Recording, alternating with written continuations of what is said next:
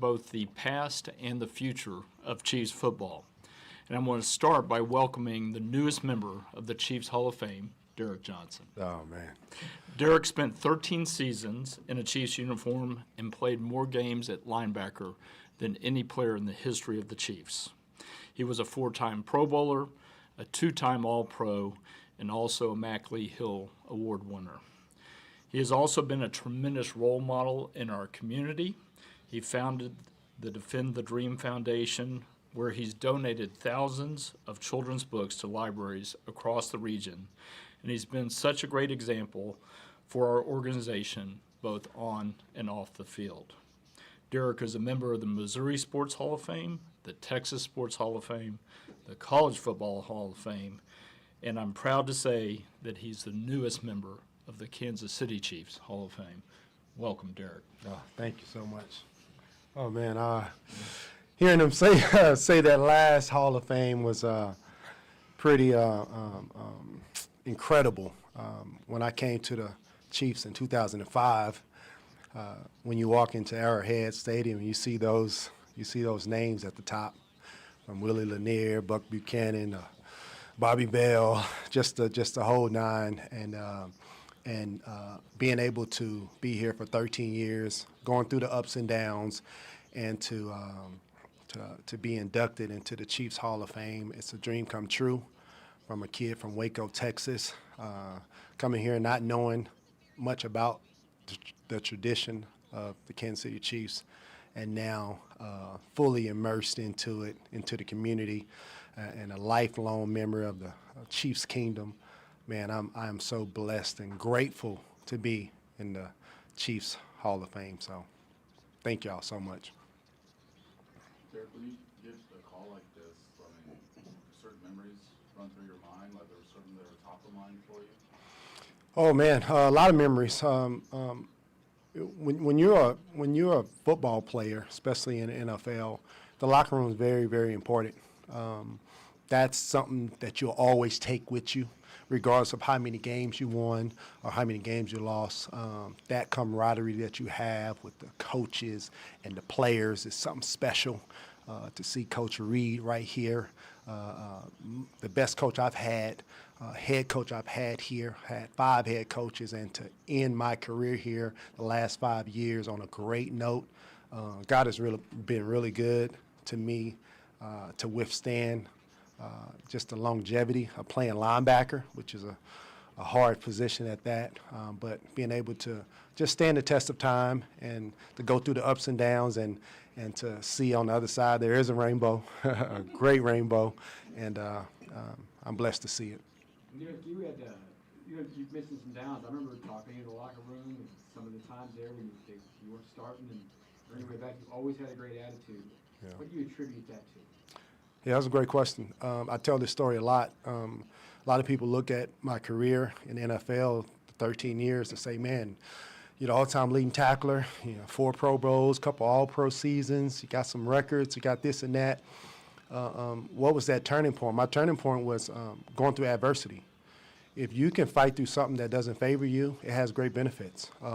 Life is 10% of what happens to you, 90% on how you respond.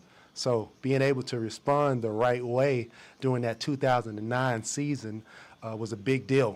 And every year after that, it's not a coincidence that I had some kind of Pro Bowl status after that 2009 season. So it's okay when you go through adversity. That's not to hurt you or to make you fail. It's actually get you better if you can fight through it. So that's what football is all about: getting knocked down and standing back up. And I'm a real testament to that now, being in the Chiefs Hall of Fame. So it's pretty cool. What does it mean to you to have both the all-time tackling record and to have played the most games at the linebacker position, sort of part of the defense? Yeah. What do those two things mean to you? Even though I'm a athletic linebacker and I can run and jump, that shows you that the durability and the toughness is there, the mentality of playing that position. I got a little bit of old school in me because when I first got to the league, it was all about I formation and 21 personnel, 12 personnel playing in a phone booth. And then the college the college offense came about with the RPO and the spread offense. So being a versatile linebacker that can cover and play the run, that fit well for me. And I was able to have a lot of success, especially here at the Chiefs. What's the lesson that people can take from your career, from your life? Say it again. What's the lesson that people can take from your career? I think the lesson that people can take from my career is be a good person. Be a good person. It does matter. It's one thing to acquire a lot of accolades and accomplishments, but who are you becoming? Are you becoming a better person through all of that, right?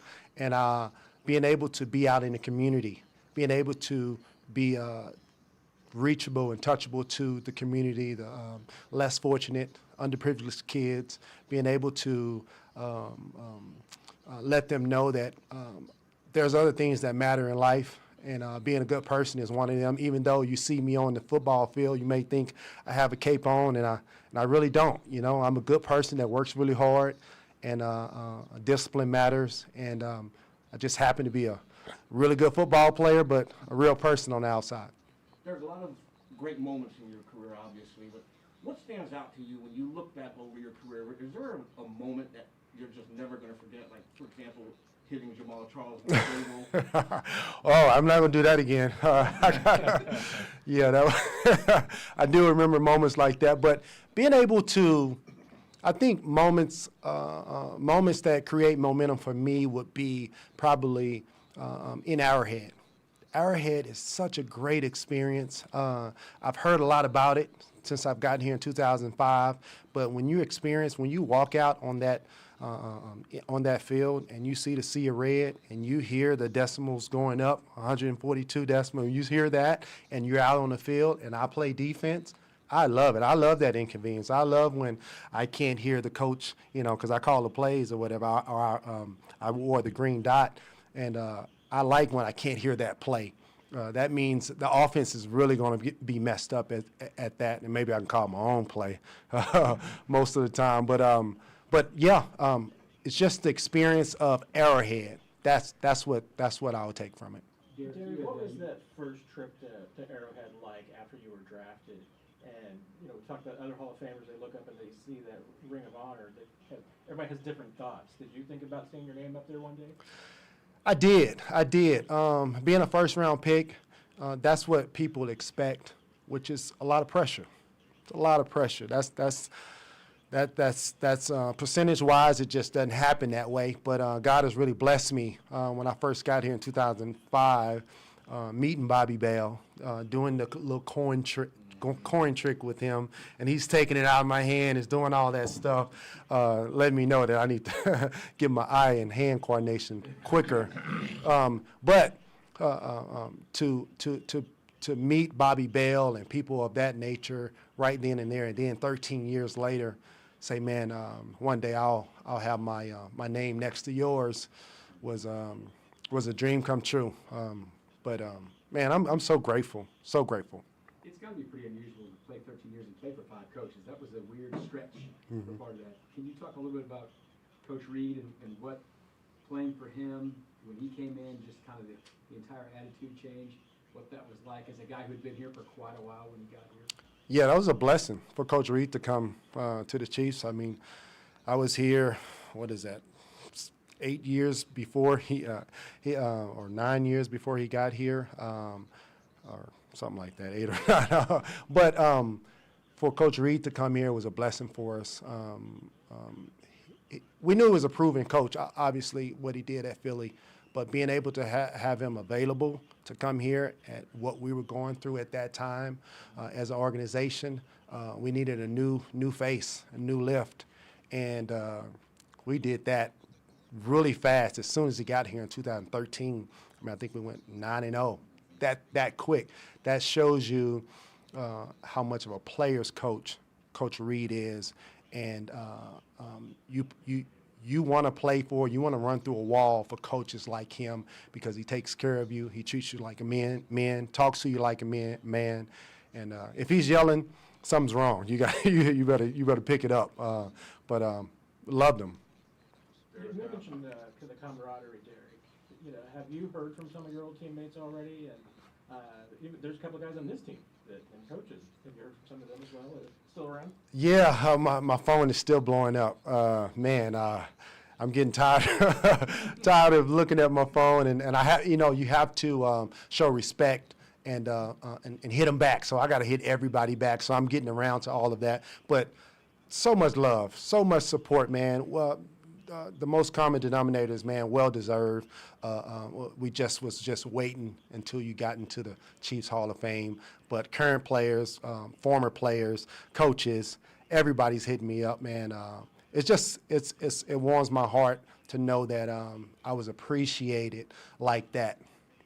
Derrick, I wonder if I could ask you a couple current guys. What impresses you about watching Nick Bolton play?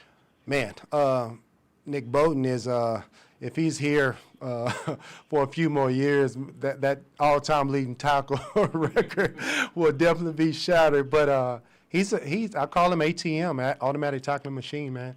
You talk about a guy that knows how to stay alive, playing a linebacker position, and he's not that big. I think it's very impressive to be able to keep your eyes on a ball and still stay alive when it comes to taking on blocks. Nick Bolton is a guy that's all around the ball. He's a staple of the defense. He's in the middle of the defense. He's the signal caller. It's a hard position, and when you talk about a guy that's, I don't think he's 6 foot tall, that says a lot from him.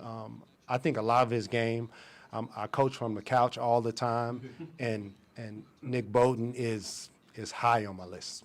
And then what stood out about Patrick just his rookie year whenever he came into the room for the first time? Yeah, that's a great question.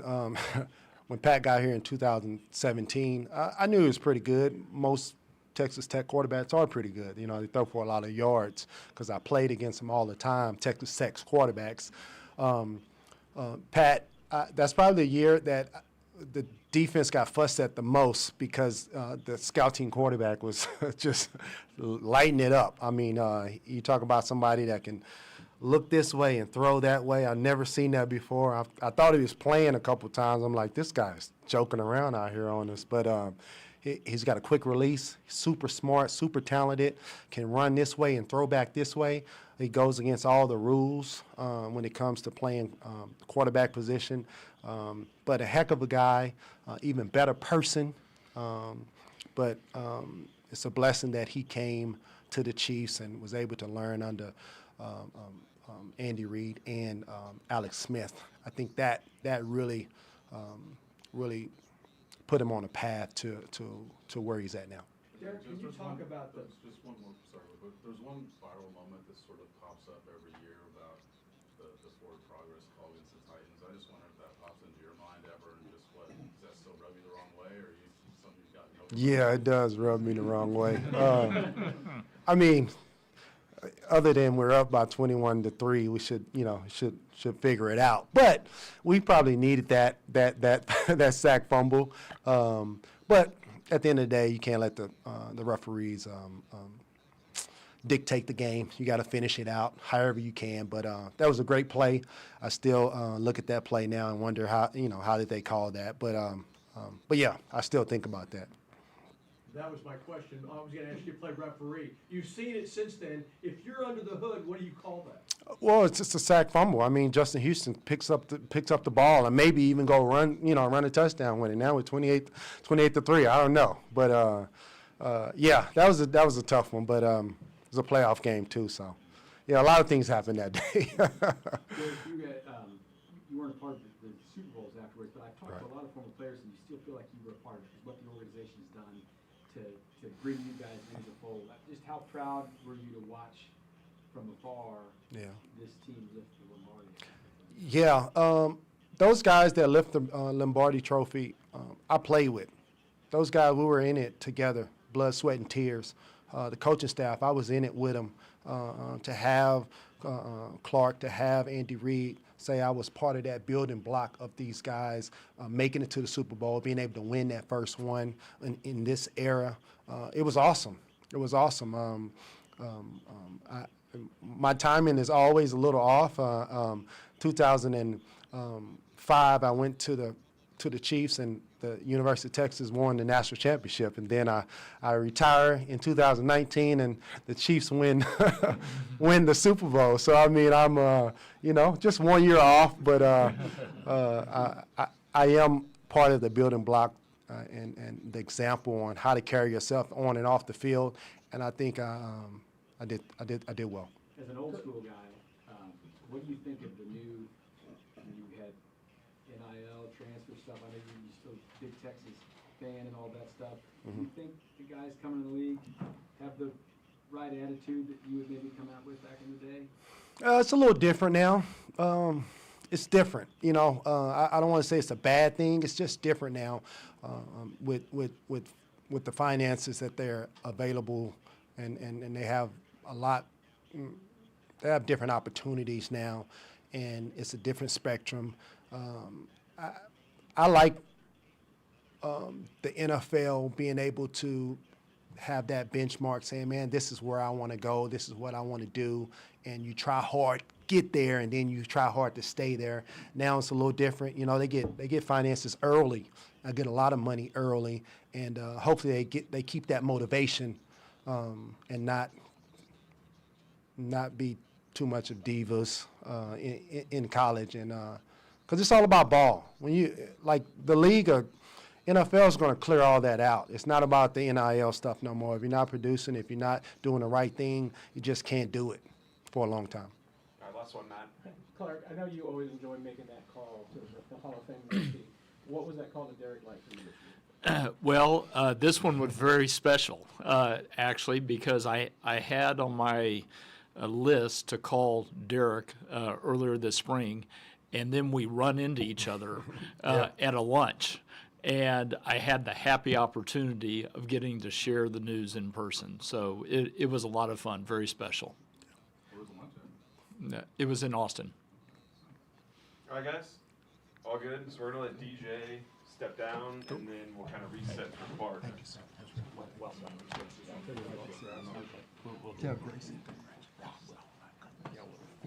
Congratulations. I appreciate it. Thank y'all so much. Good seeing you, man. Yes, sir. You too. All right, as I mentioned before introducing DJ, there's a lot going on this weekend. It's a big weekend in the context of the NFL season, and I want to compliment the job that Brett Veach and his staff have done in both preparing for this draft and then executing on the plan last night. Just watching it unfold last night, it was clear that Brett had done his homework, had a really good feel for how the picks would come off the board. He was able to engineer a trade and trade up to get a cornerback that he thought would really help the franchise in Mansour Delane, and then come back later at the end of round one with a defensive tackle in Peter Woods, who he's been very excited about for a couple of years. Great news is we've got a couple more days left of the draft, opportunity to bring some more additions into the team. And with that, I will open it up. From your perspective, how early did you hear in the process about Mansour and just what the sort of idea, sort of execution was from your perspective? Right. So I probably heard from Brett about a month ago that Mansour was somebody who would be a priority for us. When we had our pre-draft meeting about a week ago, that had really crystallized, and he was starting to think about whether a trade would be necessary in order to get him, because he was worried about another team being interested in the position. Then yesterday, in our final prep meeting before the draft, he shared the plan with me and thought that Cleveland would be willing to trade with us. Clark, Travis's contract this year is unique compared to the other ones on your books. Is that something you could foresee making a more regular thing, or is it just because he's a unique individual, unique player?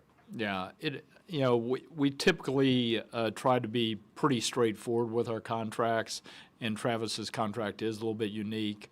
I would say, there are not many Travis Kelce's out there, if any, and we wanted to do whatever we needed to do to bring him back when it became clear that he was interested in playing. Is that as close as you can get to, like, you know, the typical void years for a player, or is there just a straight philosophy, like you said, of just wanting to be straightforward in a traditional sense? Yeah. Well, you know, we want to put a team on the field that can compete to win. That's the number one priority. And there are a variety of ways to do that. We've had a certain philosophy with our contracts here over the years in terms of things we're willing to do and things we're not willing to do. And I don't foresee us changing very, very much. We've proven that we can win at the highest level with our approach. You're not a guy that lives on one of the coasts and sees your team play on television. You're around, you're involved. How tough is it not to fall in love with guys, you know, and overpay? You see some franchises do that over the years. Yeah, that certainly happens. I think when you have a head coach like Andy Reid and a general manager like Brett Veach, they're just extremely disciplined. And particularly Andy's experience, he's seen it all. And, you know, probably at, you know, some points in his career, he was involved in a decision where they hung on for too long. So with their wisdom in the building, you know, we really try not to get stuck in those situations. Mark, I know we got some stadium stuff happening. First off, question, what did you think about the Royals announcement this week and their plan? And then I want to ask you a little bit about where you guys are. Yeah, well, I'm extremely happy for the Royals and John Sherman that they've found a solution, something that'll have them very close to downtown, which I know has been a goal of the organization for probably a decade as they've thought about the next step for their franchise. I don't know more about it than I've read in the paper, so I can't really comment on it, but I'm happy that they have a plan and are going to be able to execute on that now. Where are you guys as far as timelines on exact locations and some more announcements maybe coming on? Yeah, we're making progress on that. As you know, we have a design competition that's ongoing between Manica and Populous, and I would hope in the next several months we'll be able to make a decision on the lead architect. We're still working on the exact layout of the sites that we're looking at. But I would anticipate that we would have renderings and a firm site location later this year. Where do things stand on the possibility of PSLs? We're still working on the financing plan for the stadium, so we've not made a decision on that yet. Clark, a different kind of football. World Cup is now rapidly approaching. I know this is something that you've been excited with, but as it gets closer and closer, what's the excitement level for the Hunt family as Kansas City gets to be showcased to the world? Yeah, we're really excited. It's hard to believe that the World Cup is a little over 45 days away. It feels like we've been working on it for a decade, and in some regard, that's probably true. It's going to be a tremendous opportunity for Kansas City to be seen and appreciated on the global stage. There literally will be billions of TV viewers who will watch games from Kansas City. And I think we should be very proud of the job that Pam Kramer and the organizing committee have done. I've heard many times from FIFA that they've enjoyed working with our organizing committee here as much or more than any other city, just because of how forward-thinking we've been and how on top of it we are in every regard. I think Kansas City is going to do a tremendous job of hosting the games, and of course, you know, we have, you know, several top teams playing here with Holland and Argentina, and then we're sort of base camp central with 4 teams base camped here, including 3 of the best teams in the world. Have you got your logistics worked out? How many matches are you going? You're going to go to Dallas, you're coming here, you're watching the USA. What does your summer look like? Yes, to all that you said. Yes, I'm going to make sure to see the U.S. opener in L.A., and then I'll see several games in Dallas, several games in Kansas City, and I plan on being at the final as well. What would your dad have thought of seeing a World Cup match at Arrowhead? He would be so excited. I remember a meeting in 1990 that he and I had with FIFA standing on the field of Arrowhead. And he was trying to convince FIFA that we could widen the field so that the '94 World Cup could come to Kansas City. And unfortunately, our sales pitch must not have worked because we didn't get games in 94. So here we are 30 plus years later, and that dream is going to finally be realized, and it'll be a special moment for me and my entire family. Clark, where do you stand on the 18th game? Is that something that you would like to see added? So it's not a high priority right now for the league. It's something that's been talked about quite a bit. It'll be part of the collective bargaining process with the players' union when we get to that here in a few years. The one thing that's attractive about it to me is it does open up more inventory to play internationally, which is something that we believe is important for the NFL and something that the Chiefs would like to participate in as regularly as possible. So I think that's the big positive on it. I'm a little bit old school in that I do believe the preseason games serve a purpose in terms of getting players ready for the season, getting teams ready for the season. So I'm not as excited about dropping another preseason game. But those are trade-offs that will have to be weighed at the time. Clark, when it goes back to the new stadium real quick, with either firm, have they proposed the idea? I know you don't have the full ring yet of like retractable roof at all, or does this still project to be fully enclosed dome? Yeah, our thought process at this time is that it would be an enclosed dome. And, have you got any rumblings from the league if this ends up happening, talking about Super Bowls and things like that? A bright future as far as that goes? Yeah.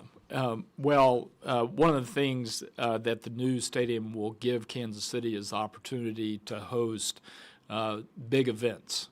When the World Cup comes back in 25 or 30 years, the field will be designed so that we don't have to do the work that we had to do on Arrowhead in order to host the World Cup. We'll plan on bidding on Final Fours, college football playoff games, bowl games, and, of course, a Super Bowl.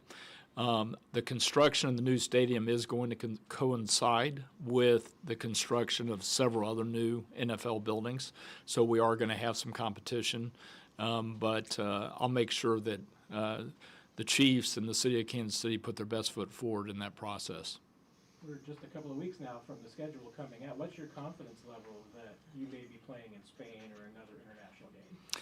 There's still a possibility that we would play in Spain, and at this point I do think the opportunities are limited to Spain. We know that Atlanta will be the host team there, and we're one of 4 or 5 teams that are on their schedule that could possibly be in that game.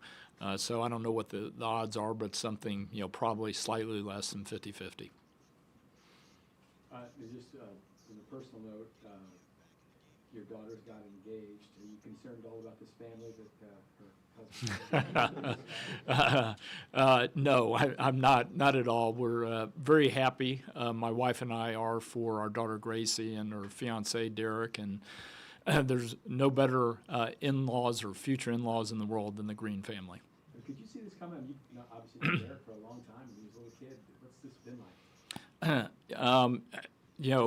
Derrick was 2 years old when Trent came to Kansas City, and we've literally known him that long and watched him grow up. And he and Gracie have really just been friends, and would have certain touch points in their life, where they were together, including at SMU a few years ago.